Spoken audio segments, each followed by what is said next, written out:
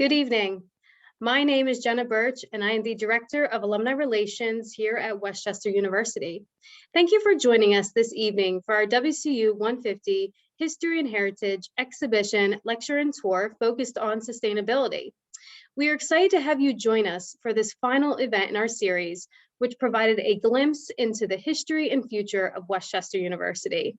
If you've missed any of our previous events, you can access recordings of each presentation on the Alumni Association website, wcualumni.org.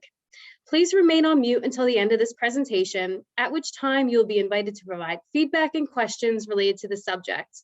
For the best experience, we recommend having your viewing screen set to speaker, which will allow you to view the presentation in the largest format.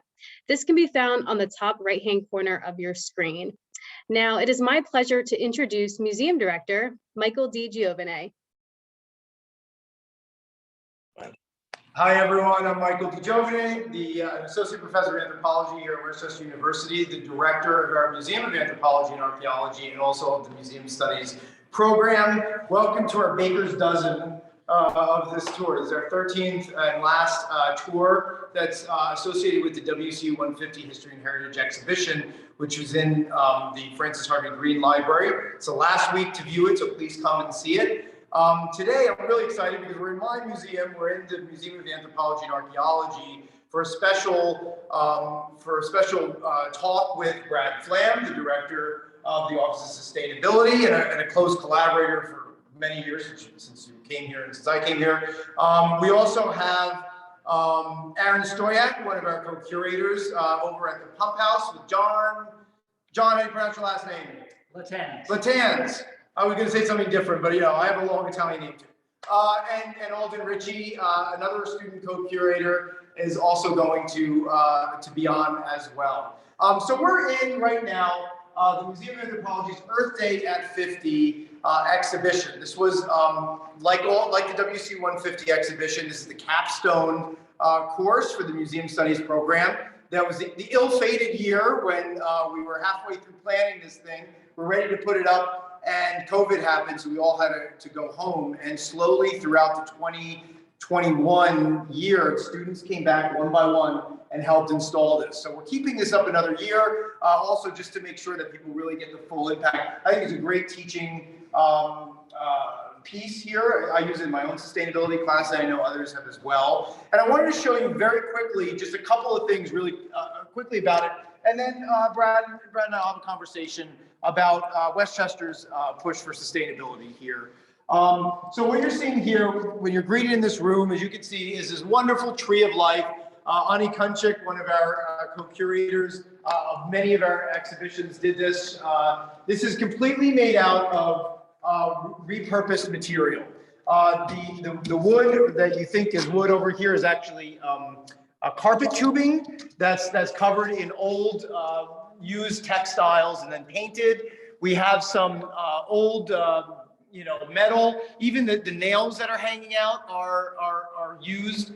And then you have 1,970 plastic bags hanging there. And I have to say that kept me sane throughout COVID, the quarantines. When I was the only one in this building, I would just teach a class on Zoom and then fold 10 bags and hang them up. But why 1,970? What would you think? I suspect that's because the first Earth Day was in 1970. Yeah, that's absolutely right. So the first Earth Day is in 1970, but it has even more meaning because 1,970 bags is roughly the amount of plastic bags an average household throws away in a year.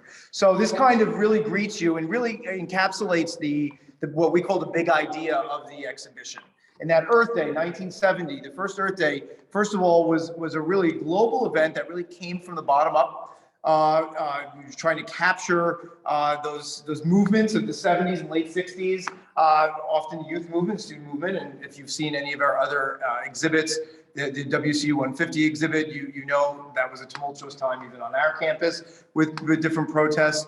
To really try to advocate for a more sustainable future. They didn't use the word sustainability then, but that was essentially what it was. And in talking with the students, and Alden, you know too, because you're planning the next exhibition on Philadelphia, but we go back and forth for many classes trying to figure out what we want the visitors to come away with.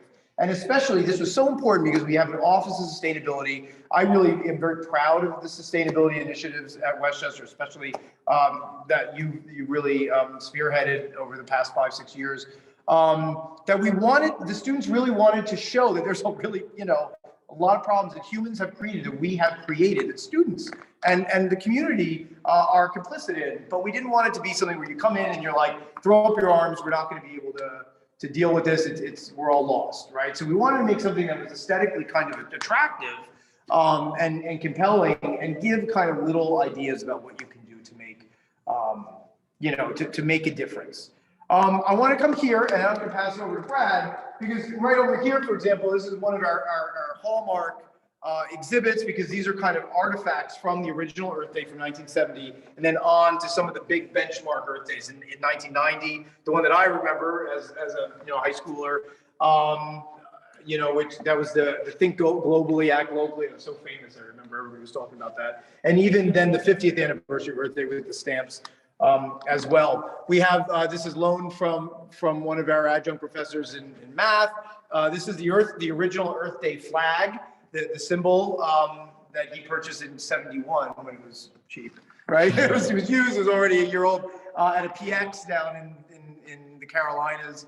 But I think this gives a good perspective of the kinds of things that we do in the museum, that we engage students. The museum studies students learn how to do collections care and management, to care for these artifacts, to research them, to put them on display, and to install them. And of course they learned. I think they all learned and were really sensitized about sustainability from this. So, Brad, I don't want to take up too much time. How did our own, sustainability initiatives on our campus start? I mean, you're the director of your own sustainability. Are you the first director? Are you the first? I am. I'm the first director of Westchester University's Office of Sustainability. I've only been here for 5 years now, and our office has only existed for 5 years. A lot has happened in the past 5 years, but the university's commitment to sustainability goes back many years before that. And this exhibit has been inspiring to those of us who are continuing to focus on the concepts of environmental, social, and economic sustainability. There's not one moment at which Westchester University created its commitment to sustainability. There have been efforts over the years, particularly going back to 1970 and the first Earth Day.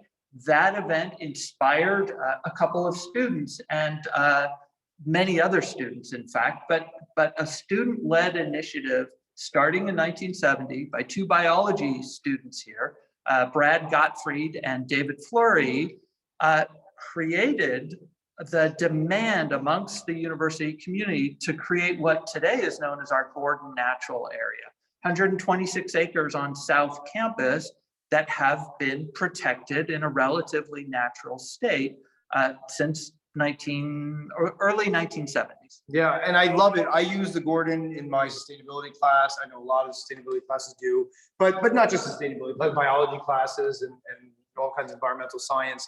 I use it. Nur Ritter, our steward of the Gordon, is awesome. He's really collaborative.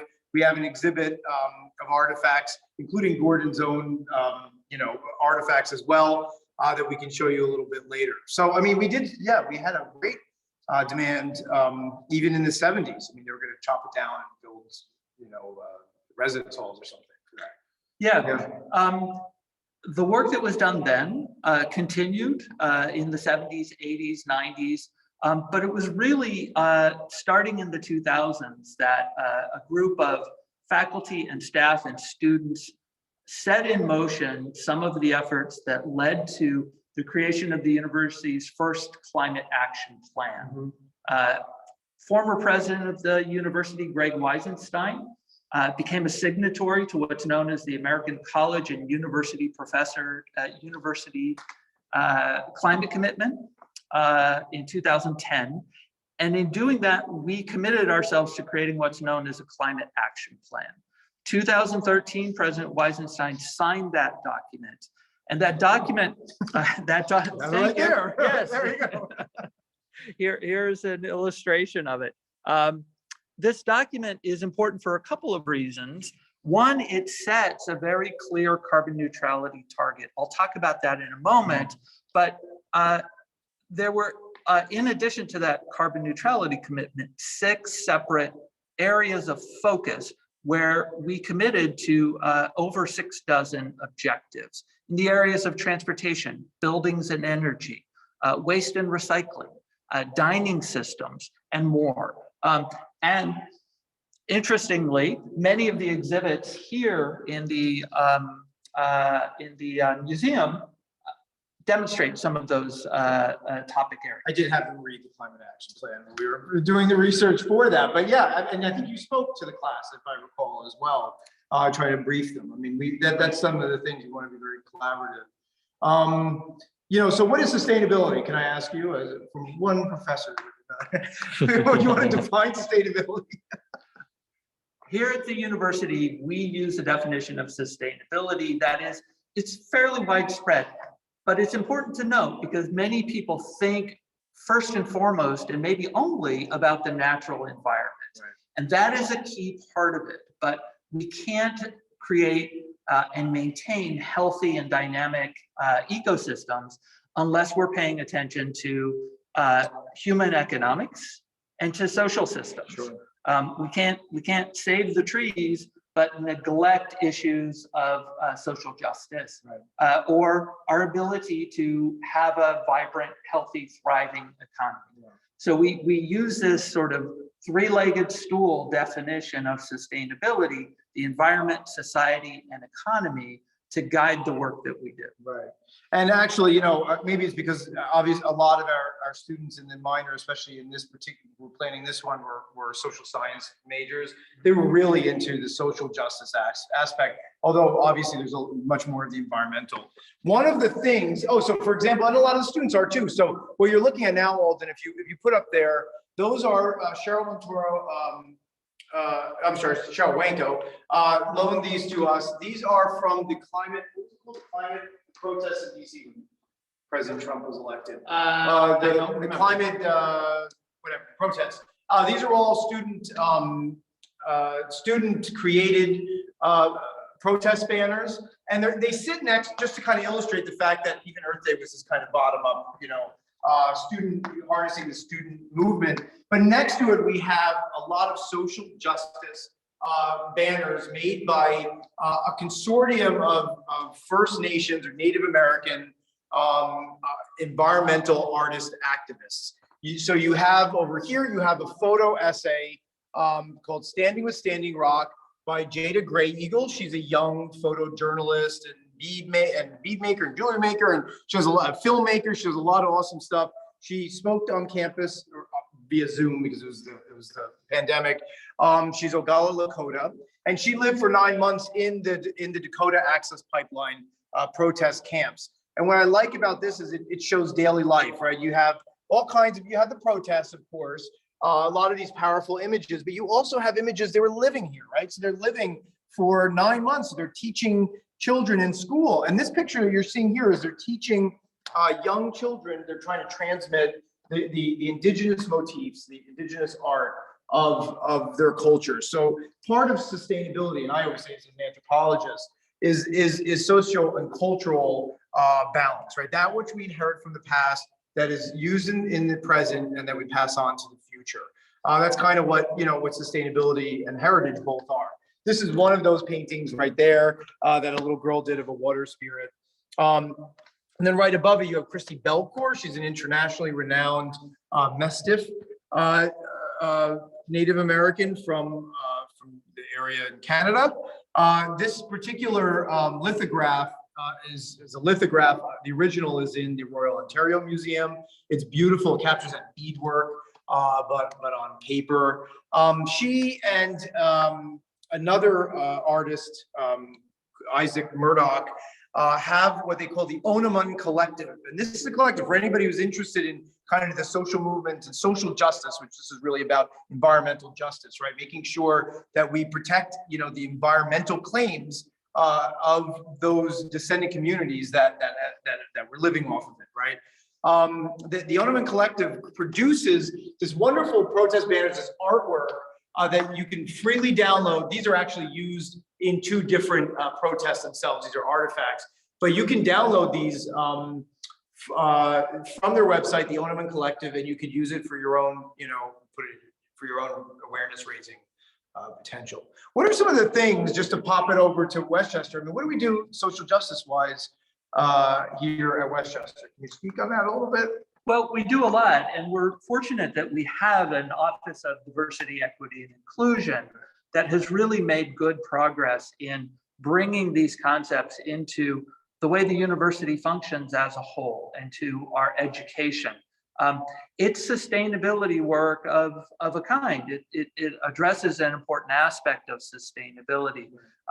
One thing that our office is getting involved with, collaborating with the Office for Diversity, Equity, and Inclusion, is on a land acknowledgement statement for Westchester University that both acknowledges the long history of this place on the earth that we are currently inhabiting, that goes much farther back than just a European settlement in the 17th century, but also is looking at ways of creating opportunities for Indigenous peoples here at Westchester University, so that their stories, their experiences are more a part of our identity as an institution of higher education. I mean, I know Aaron, who's at the Pumphouse right now. I mean, he did a whole exhibit at the 150 on diversity, equity, and inclusion. One of the things he looked at was kind of the demographic breakdown. And we have something like only 0.5% of Indigenous Native American peoples here at Westchester. So, of course, we want to make sure that, especially for retention, for student success, that everyone feels welcome and that everyone feels like they're being respected and heard as well. And I think that the Office of Diversity, Equity, and Inclusion has done some really, fantastic work. And of course, our own department, I know Alden's involved in this as well, is also involved directly with the Delaware tribe, the Delaware Nation as well. So look for our next exhibit. We're going to have one on the Lenape-Hocking as well. Foodways. You want to talk about foodways? What do you want to talk about? Well, let's You talk. You do this. I don't need to take it. So I mentioned earlier that this document, our climate action plan, includes 6 separate sections.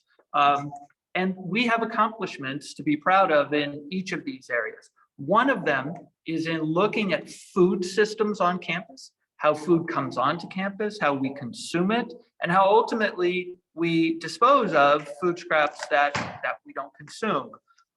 We have worked on composting projects. Our Center for Community Engagement and Social Impact has done amazing work with a resource pantry that is providing access to food for all.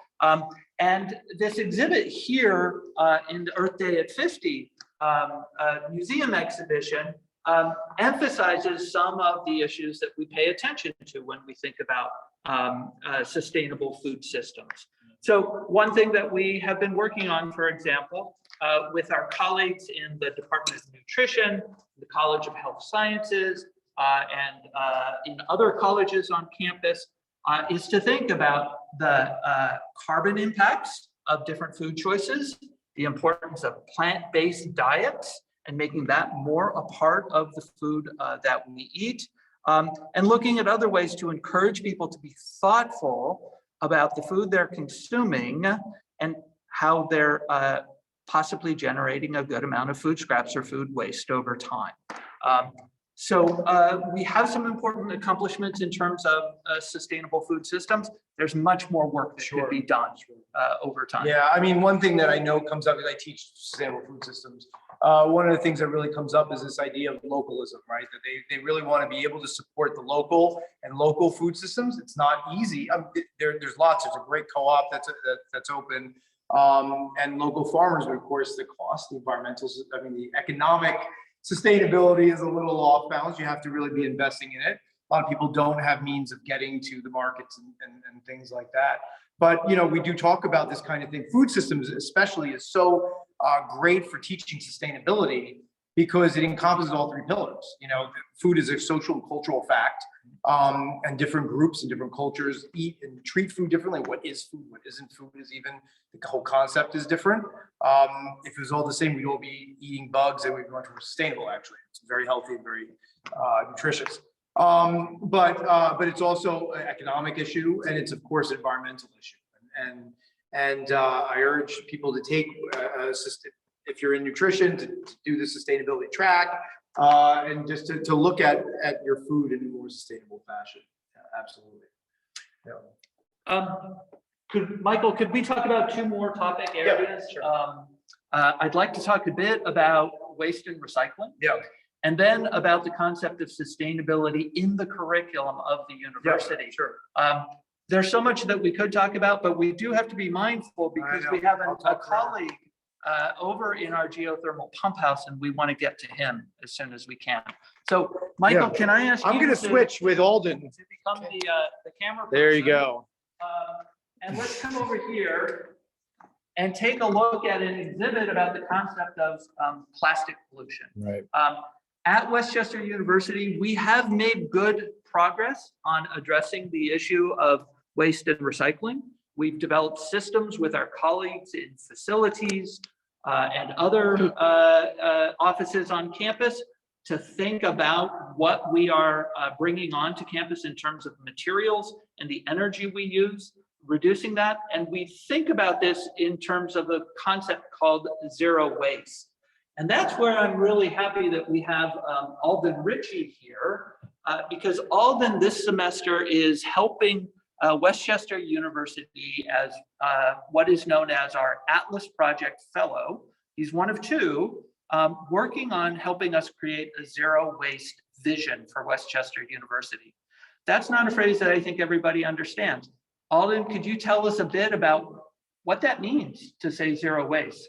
Yeah, so zero waste is traditionally known as this concept of reducing the amount of waste that goes to landfills and incinerators. But at Westchester, and especially as part of this program, we want to look beyond that definition to think about how not just we're generating waste and not just how we're using it up, but how we can reduce our resource consumption to begin with. And so zero waste is an aim to not only reduce how much we throw into landfills and incinerators, but also looking at our systems, looking at our purchasing habits, looking how things on campus and off campus are influenced by our activities so that we can become a more holistically sustainable world. Right, cool. That's a great definition of it. That old phrase we learn in usually in elementary school of reduce, reuse, recycle really is kind of at the core of this idea of zero waste, although we add some other R's to it. We talk about rethinking and redesigning the ways we do things so that we just don't need as many material resources in the first place. And we think about repurposing and reusing the way Michael described at the beginning of this conversation. The zero waste project that I am currently working on, and the other fellow is actually on this call. You don't have to say anything, Mel, but we are certainly happy for the work that you've been doing with me. It is all culminating into a zero waste vision that we're trying to have signed off by the cabinet so that we as a university can step up to the plate and be a model for lots of other universities. Because quite frankly, as a student, I care about these issues, and if this is one opportunity.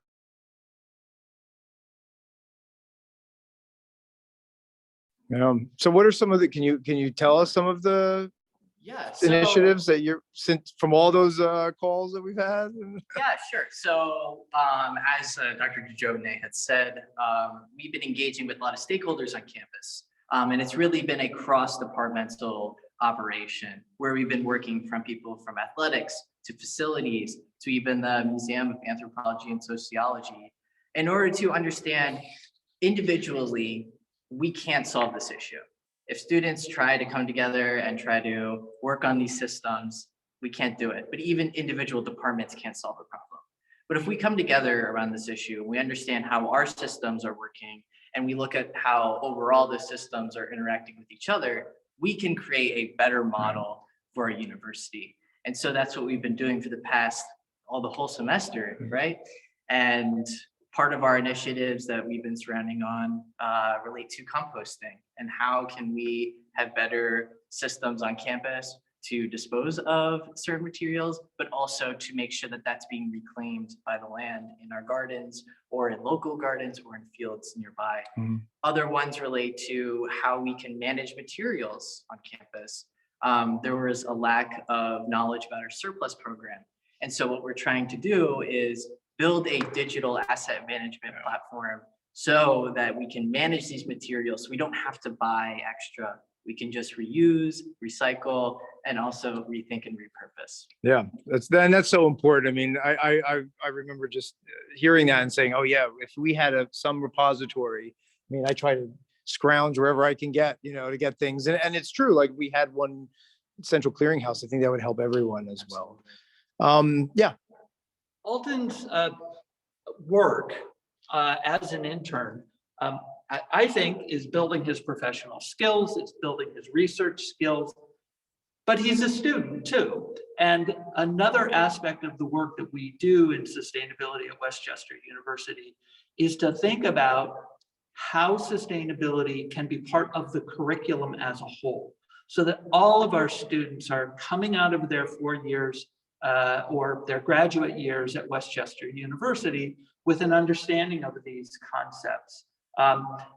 We have put together programs like the Brandywine Project Sustainability Workshops, in which we have trained almost 100 faculty members to bring sustainability concepts into their courses. We've worked with staff members and students at the university, and it's been a very successful project. Another objective we committed to in this climate action plan is to create what's known as a sustainability peer education program. And Alden is also involved in our SPE program, as we call it. Alden, could you tell us a bit about what the objectives are of the SPE program and what you and the other sustainability peer educators are doing this year? Sure. So in essence, what we're trying to do is bring sustainability to the students on campus. Our ultimate focus is in the residence halls and those who are living on campus, but ultimately throughout this process in rebuilding this program, since over COVID it wasn't really running, we've been finding that students, faculty, and staff all care about these issues. And so part of what the SPE program does is connect students to resources, but also connecting students to faculty and staff that care about those same issues. Because ultimately at Westchester, we want to build that culture of sustainability. Part of our initiatives have culminated into efforts where we've done parking day, where we've taken up a few spots on Church Street in order to talk about how we can rethink our parking systems. And maybe they don't just have to be for cars, but we can make them actually parks. And we can have benches and plants and things like that to enjoy the space, not just for transportation. But there's also things like this week, my team of SPEs are working on a pop-up thrift, and that relates to the zero waste efforts that we've been doing. And in terms of thinking about things that would just go to a landfill or an incinerator, because fashion waste is a serious problem, we're able to repurpose those things. And then afterwards, for the things we cannot sell, we can properly dispose of them. So the SPE program does a lot for the campus and ultimately has been, as we said, developed my professional skills, but also allowed me to give an opportunity to students, faculty, and staff, and also myself to be able to work on these things. Right. Thank you. We need to move to the next portion of this presentation because we have a really important story to tell with our colleague, John Lattanze. But if we could just move around the corner for a second. Can I give one shout out, Alden, too? I mean, Alden was just named one of the, what is it? What did you just get on Friday? Student Sustainability Leader of the Year. The other person that got it was actually Meg Gunzelman, who did curate this exhibit as well, who's an anthro student as well. I just want to give a shout out to them. They really well deserved. Both of them have done so much in terms of student leadership towards sustainability. But yes, so where are we right now? What is this stuff here? So we are in front of some artifacts that come from the university's geothermal or Geo-Exchange system. And I'm not going to define that in detail because John Lattanze can do that much better than I can. But I will just say that the university's carbon neutrality commitment depends upon us adopting cleaner, greener, less expensive technologies for doing all the things we need to do at this university, like heat and cool the buildings on campus. Because of the geothermal system, we've reduced our carbon emissions significantly, and we've saved, I think, millions of dollars since the installation of the system. So let's go over to John Lattanze, the manager of energy projects at Westchester University, to tell us more. Yeah. Hi, my name is John Lattanze. I'm the Energy Projects Manager here at Westchester University. I've been invited here tonight by Aaron and everyone else to share some information about the geothermal system that's here at Westchester.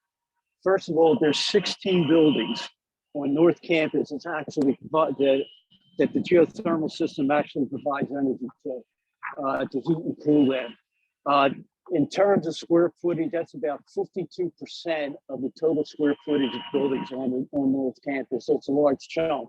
And what happens is that the geothermal system actually sends the energy or transfers the energy, the heat, from the ground to the buildings in the wintertime, and then from the buildings to the ground in the summertime. So there's always a transfer of heat from hot to cold, which is the way it's normally transferred.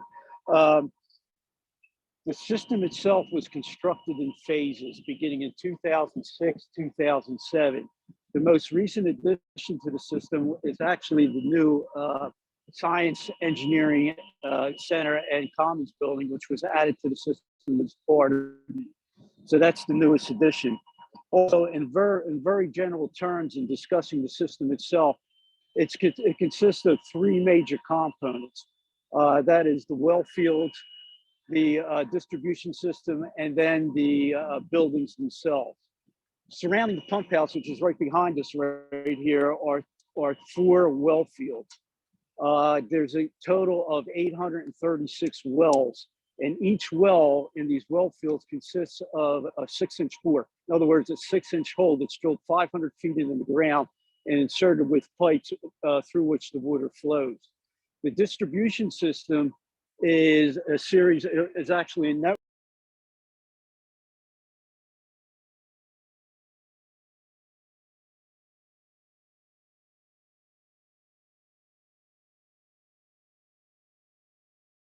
Okay. Yeah. It's a network of pipes that actually runs underneath North Campus. It's made up of high density polyethylene, and it ranges in size from 30 inches in diameter, leaving the pump house, all the way down to 8 inches diameter at the far end of North Campus. This is the size of the pipe that's running into the BPMC building, as well as the Student Rec Center up at the far end of North Campus. The buildings themselves contain heat pumps, which actually cycle the geothermal energy either to heat the building in the wintertime or cooling in the summertime. That is to heat the occupied spaces in the buildings. The heart of the geothermal system is actually right here. It's the pump house. And we're going to walk into the pump house right now for a very brief tour of what goes on in there.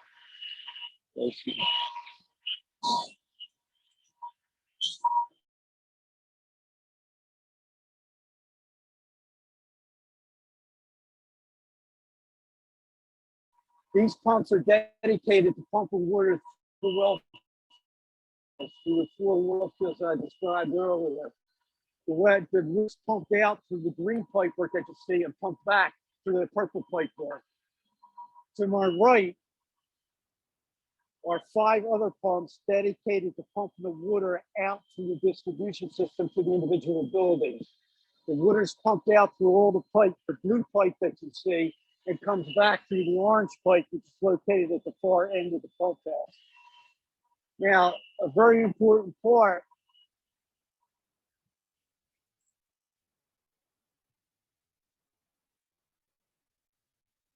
is the ability to control all this and to monitor it. And we do that with the help of the building automation system that the whole system just simply displays, sample displays of this building automation system. And basically what we're doing is monitoring, we're controlling, we're trending major components such as, or the major parameters such as water flow, temperature, pressures, and whatnot. And by monitoring that and controlling that, it gives us a good balance as to what's going on here. It keeps us alert to everything that's happening in the system. And without that, it'd be very, very tough to actually run the system. In terms of sustainability, as was mentioned before, this is a truly renewable form of energy that's completely sourced right here on campus. The successful operation of the geothermal system here at Westchester enabled us to close down and to disassemble the steam plant back in 2014. By doing this, we completely eliminated the use of 7,000 tons of coal every year, of 200,000 gallons of oil every year. And all the emissions, that, as Brad mentioned earlier, that significantly reduced. That was a big hit on our carbon footprint with a big reduction. But it also eliminated all the other emissions associated with burning fossil fuel on campus. This allowed Westchester University to be reclassified from an EPA regulated Title V facility to a state-only operating facility known as a synthetic miner. So basically what it means is we went from a major pollutant to a very, very minor pollutant that's recognized by the state and the federal government. So that was a very big and significant step. As the system was added to as it was expanded, we saw associated reductions in the carbon footprint. Not as much as when we closed the steam plant, but we did continue to reduce. And with the intended or the planned expansion of the system, the planned installation of new geothermal systems here on campus, it just kind of reinforces Westchester's commitment, to further reduce its carbon footprint and also to actually move more toward renewable energy in the future. So basically, that's it in a nutshell. And if you have any questions, I'm always available at 201 Car to drive and answer any questions. So what degree of control do you have over all the buildings on campus? As far as the control, what we do is we not only watch everything that's going on, those parameters I mentioned earlier, but what we try to do is we try to run this entire system as efficiently as we can.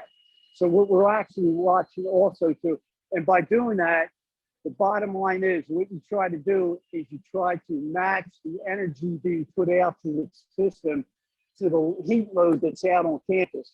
If you could do that, then you're running at peak efficiency. So you don't want to waste energy, but just by turning on pumps and running them at maximum at their maximum output.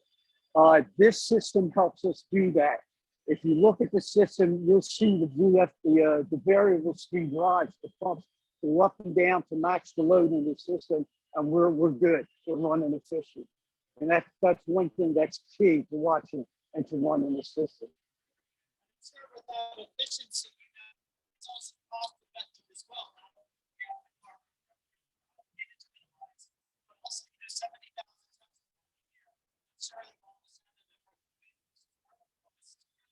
Yeah. Yes, and because it was added in phases, it really helped out as far as not taking that initial capital hit, to do that and to stretch out our ROI a little bit. But you're right, it did save us. I think in terms, just as in general, the cost to produce 1 million BTUs using electrical power is like $20 a million BTUs. Okay, for gas, it costs about $9 to $10 per million BTUs to be used. For geothermal, you're looking at 2 to 3. You know, so that's the difference. That's the savings. That's why you want to run this as efficiently as you can. So, okay. But and basically, like I said, that about wraps it up. Anything else? I'd be happy to answer any questions that anybody has. And again, I'm always available in my office at 201 Florida Drive for any kind of follow-up.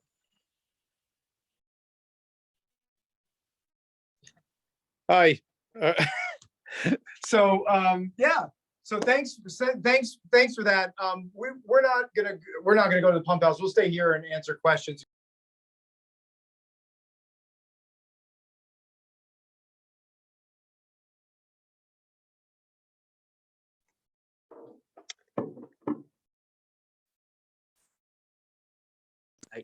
We were muted the whole time. Sorry about that. I was just saying thank you very much for everything. We're going to stay here at the museum to answer questions. I did want to point out, so thank you, John, though. We could hear you. It's just, you know, it's a little harder, obviously. Believe it or not, there's a lot, it's really loud in there. So I thought it was actually worked out very well because you really didn't hear a lot of that sound. There was a lot of inputs in there. John was talking about decommissioning our coal plant. You know, every year we use 7,000 to 10,000 tons of coal. In 2014, we decommissioned it, knocked it down. That's the last shipment, the last piece of the last shipment of coal in there. And down below is one of the bricks from when we destroyed the boiler plant. Yeah. Right. And over here you can just see some of the underground piping that John, really helped us out and loaned us. So the things that you would only see on campus if you're walking around is that water cap over there. All these other things are buried. And let me tell you, this flange over here is the heaviest thing, more heavier than this giant pipe to put up in this, lift it up into this case. And then there's I think this is a little bit older map. I think we've expanded, but just to see some of all of the different buildings. Most of the buildings, I guess, in this area are geothermally heated as well, or Geo-Exchange heating. So, yeah. John, thank you very much for giving us a tour of the pump house and explaining how the system fits in with the university's energy systems in general and our commitment to carbon neutrality. You mentioned, I think, a couple of really important things. One is our ability to decommission and eventually demolish a boiler plant that was burning thousands of tons of coal every year, which is a particularly carbon intensive form of energy. We've been able to take that out of our mix of energy sources, going back to that idea of zero waste. We're just doing without that coal. And that's really an important thing to do. That coal, when we burned it, also created other pollutant emissions that came out of the smokestack of that building. And so we've eliminated that as well. In doing that, our carbon emissions have dropped. We've been spending less on energy than we had done previously. And these are all benefits of having made this commitment to using geothermal heating and cooling technology. John, if I could, I wanted to ask you a follow-up question to your presentation to just hear a little bit about what the potential is for using this technology in more of the building space on campus. The geothermal, you okay? Yeah, all right. As far as using more geothermal energy on campus, I know that there is plans right now. In fact, I think there's engineering drawings in the works right now to actually transform the Sturzbecker Health Safety Center down at South Campus and make that geothermal. I think that's the next big step as far as making the transfer to geothermal energy. There's also up on North Campus in the network, in the distribution system, there are what we call stubs. Okay, we intentionally left stubs that actually are into the main buildings that are valved off that we could connect to and actually add more buildings on North Campus, you know, to the geothermal system. So I think right now the immediate intention is to transform Sturtspeker to geothermal, and maybe in the future kind of look back toward North Campus and make use of those valve stubs, you know, we could look into.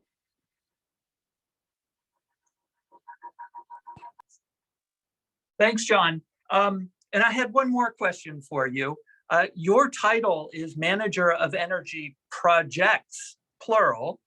The geothermal system takes up a lot of your attention and time, as it should do, but you're involved in a lot of other things. Our facilities division has made a lot of investments in energy efficiency, in designing new buildings and renovating older buildings to be more energy efficient so that we can do all the things we need to do, but use less energy. Could you tell us a bit about some of those other initiatives that are saving the university money and energy? Yes. When we shut down, or prior to shutting down the coal plant, the buildings that were not hooked to the geothermal system, what we did was, in order to heat them, we took all the old boilers out and we replaced them with high efficiency gas-fired boilers. These were the state of the art, the most efficient at the time. This was back in 2014. So not only did we hook up buildings to geothermal system, but the existing buildings back then that couldn't be hooked up, we retrofitted with high efficiency gas-fired boilers. Also, just recently, I believe the facilities division completed FCAs, which are facility condition assessments. This was done by outside engineering firms. And part of that, those assessments are to actually make recommendations as to what can we replace, what we can retrofit with more, with higher energy, more efficient equipment. So that'll be coming out. Those reports will be coming out shortly. And I'm sure we'll take great advantage of that with future projects.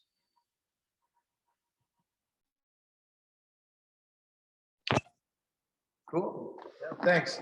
Thanks, John. We're doing some really important work as an institution, and facilities and your office is really helping us get there.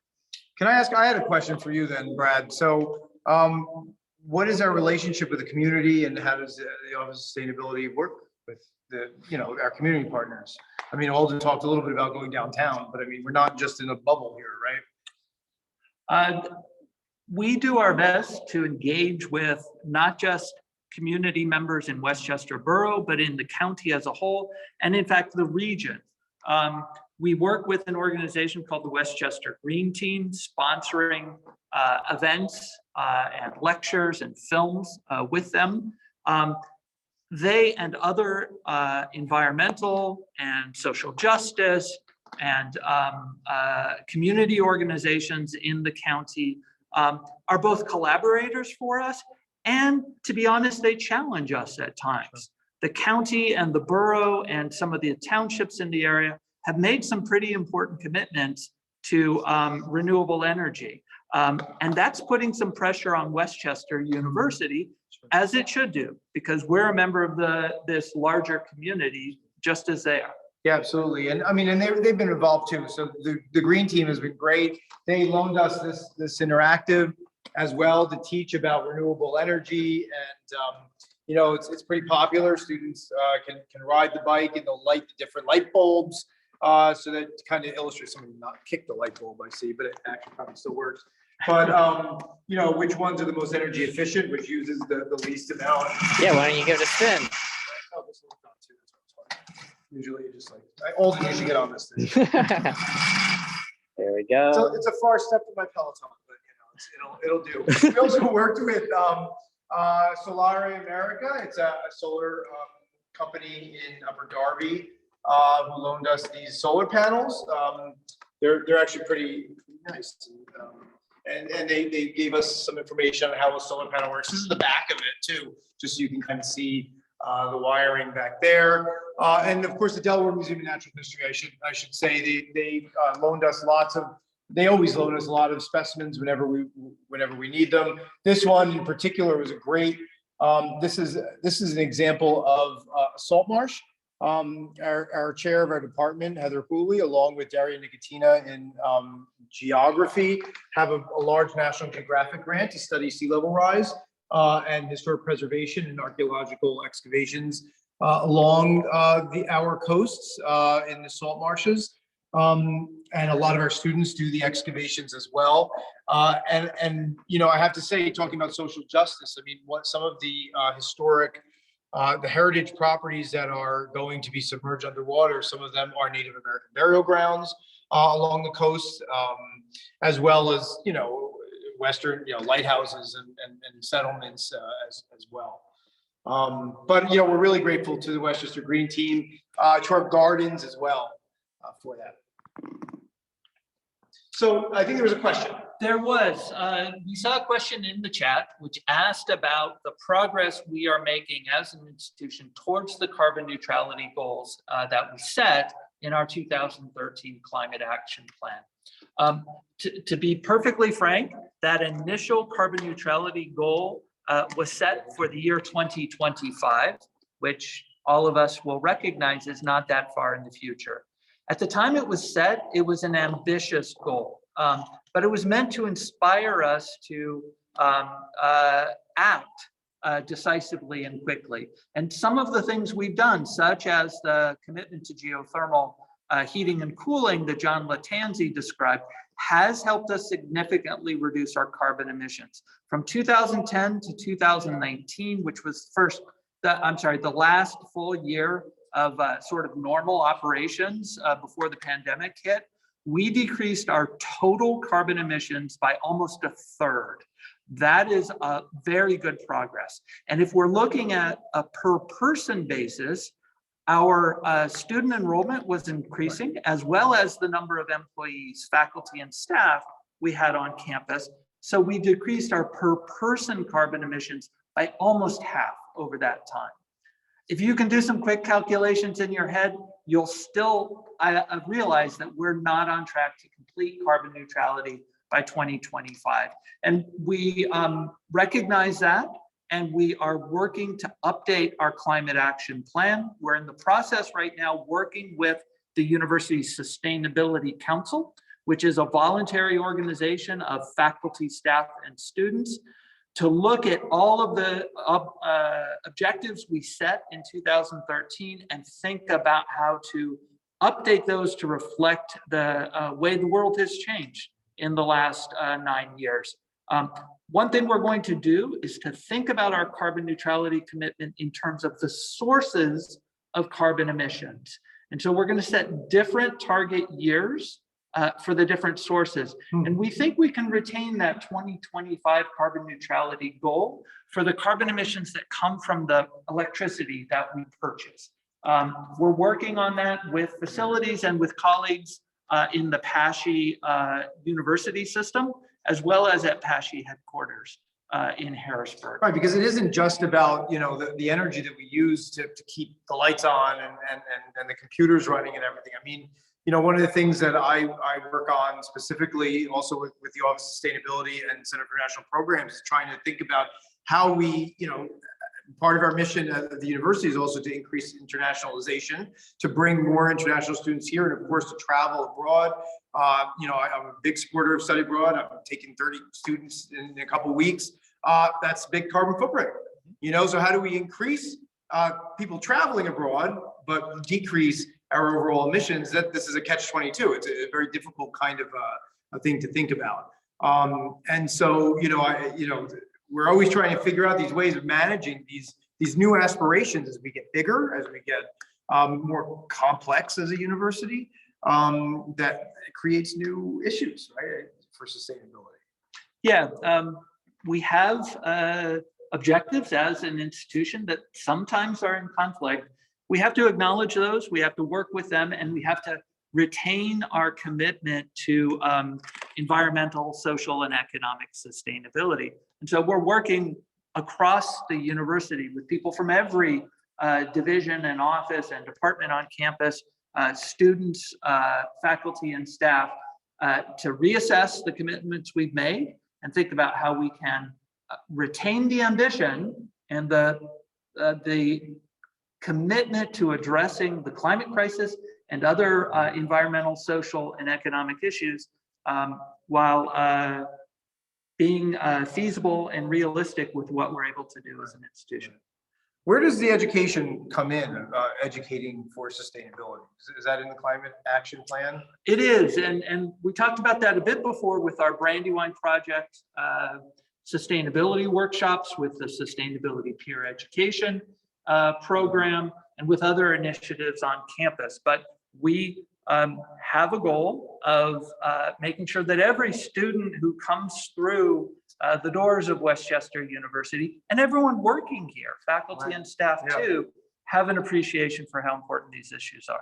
Yeah, absolutely. Yeah. Cool. Any other questions? Any questions, actually? Feel free to unmute.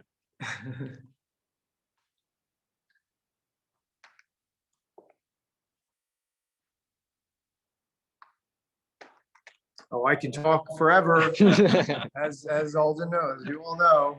Yes. I'll show you one thing. You know, even in the ways that one of the other things I think that's really inspirational, and I know we mentioned it a little bit before, just if we're waiting for people to ask some questions, is that we do have 4 campus gardens as well, and they all kind of do different things. I mean, we have the South Campus Garden that does produce food, and a lot of that food goes to food pantry, so you're dealing with environmental and social justice as well. We have the campus garden here, which we saw in the last tour when we did the sculpture tour. I mean, we were right by the upper garden. We have the dye garden. Pigment. The pigment garden. Come over here. Let me show you some of that. So Kate Stewart and others were supported. These are some. This is her pigment. What did you call it? Like a dye recipe book. How she was figuring out how to utilize different pigments such as marigold and woad and you know, goldenrod and all of these other things. You have some of the finished products here. I just knocked this down before, but you have these different indigo. This is nice deep blue. All these different things. We have Andrew Snyder, the chair of the art and design department, is thinking about low fire porcelain. So when you do porcelain, it takes it's a very high heat, and he's experimenting and teaching students how to try to lower that heat. And we have and she just won, I think Constance just won sustainability something. Constance and others in the theater department have done this amazing exhibition on called the Carnival of Ruin, where just like our tree, the Carnival of Ruin is making these wonderful fashion pieces out of completely repurposed materials such as old plastic bags and used material. So really, we've been even at the kind of the ground level with faculty, we're trying to teach, integrate it in our classrooms, integrate it in arts and humanities and environmental science. There's all our Gordon Natural Area artifacts. So we have, teaching biology, teaching botany. We are the repository. Ron McCall in Special Collections has the Darlington herbarium. So some of these really old plant specimens from the late 1700s and 1800s. That's Gordon, Robert Gordon's, what's it called? The Vasculum, where he actually went out into different places and collected those specimens. That's from the Delaware Museum as well. Yeah. All right. All right. Jenna, are there any other questions in the chat? I think Professor Giovine and I could talk all night on this topic, but we probably need to defer to everybody needing to get on with their evenings. He's hungry. So we don't have any further questions in the chat. So I think, we can end the event, but before we do that, Michael, I did want to pass it back to you to do one final push for the 150th exhibition, since you're not there tonight, but just to let everyone know that there's about a week left Right. to view that exhibit. Right. So if you haven't seen the exhibit yet, please do. It's really been great. It's the WCU 150 History and Heritage Exhibition. We do talk about sustainability in that particular exhibit as well. But we wanted to come here because we have many more artifacts. So that's open right now. It's currently Earth Week. It's also the final week of our sesquicentennial year. I can't believe it's over after so long. On Saturday, so today is Tuesday. On Saturday, we're going to formally close the exhibition. So you only have a few more days to see it. It's in the library, in Francis Harvey Green Library, main floor, to the right of the circulation desks. There's a time capsule as well. We will be closing that time capsule. President Fiorentino and John Villella will be closing the time capsule on our quad at 3 p.m. on Saturday. President Fiorentino will put in a letter to the future students from 50 years from now. And please come and see it. This exhibition will be open an additional year, just because we think it's a really good teaching tool. And then next September, we are opening an exhibition that Alden's working on called Beyond the Bell, Philadelphia's Global Heritage. It's featuring all kinds of rare and really interesting artifacts and art and things from Philadelphia, from the Lenape-Hocking period to all the way to the present. And please come and visit both of these exhibits. We are located in an old library, the museum, and then the 150 is located in the Francis Harvey Green Library. And I just want to thank everybody again. I want to thank Brad, especially, and John over there. I want to really celebrate all of our student co-curators, past and present, the ones who did this exhibition, who have moved on. I mean, this is really 2 years ago that they did this. And of course, the ones who have been so helpful in the 150 and all these the past 12 talks, especially Julia Zom, Chelsea Moore, and of course, Aaron Stoyak, who's there, and Alden Ritchey, who's here with me today. So, and Jenna, thank you. Thanks to the Alumni Association for all of the support over the past year. I look forward to doing more of these events for our other exhibits next year. So I hope you come along. Absolutely. Thank you so much, Michael. Thank you, Brad. Thank you, everyone, for attending tonight. And we're looking forward to hopefully doing more of these next year. So we hope everyone has a great night.